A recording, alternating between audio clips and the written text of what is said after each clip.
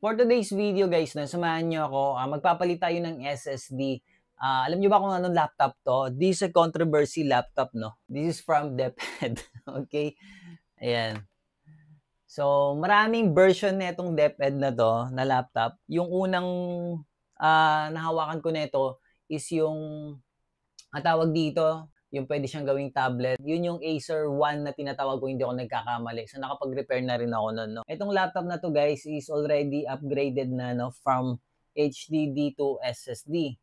Kaso, hindi daw niya maboot ngayon. So, upon checking, sira na yung SSD niya, no? So, ipapakita ko sa inyo, gamit yung Sergey Strelich, paano natin ma-confirm na talagang sira na yung SSD. Okay, now let's check the health of this SSD, no?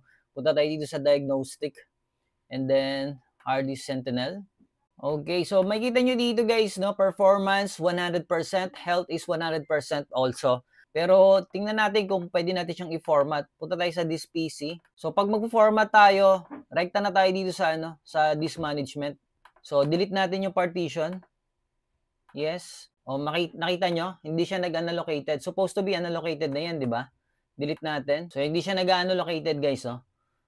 Close natin, no? Next naman is gawin natin another method, this part using command prompt, this part, tapos list disk, enter, select this, which drive, 0, no? And then enter, type clean, enter. This part succeeded cleaning the disk.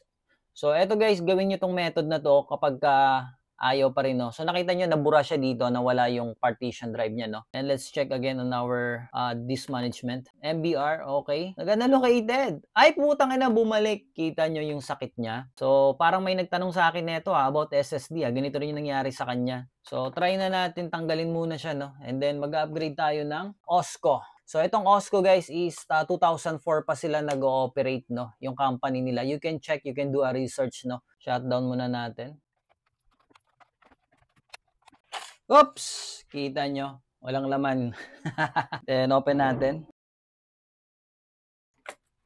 Yun, no? So, dito makikita nyo, guys, no? Ito yung SSD na pinalit before. HDD yan. Ganito yung itsura nun dati.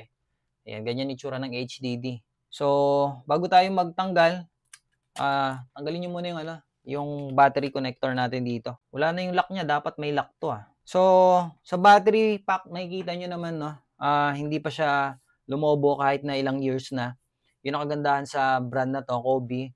Ang nakita ko lang dito, wala na siyang dito, hinge, putol na. Ang ganda ng RAM nyo, crucial, DDR4, crucial brand pa yan, So, palitan natin siya ng SSD.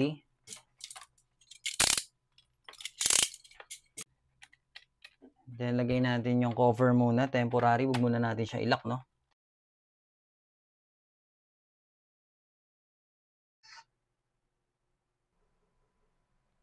So, sa mga nagtatanong guys, ng activator, pre-activated naman to. Ngayon, kapag hindi siya nag-activate, merong ghost toolbox dito guys, sa desktop lang.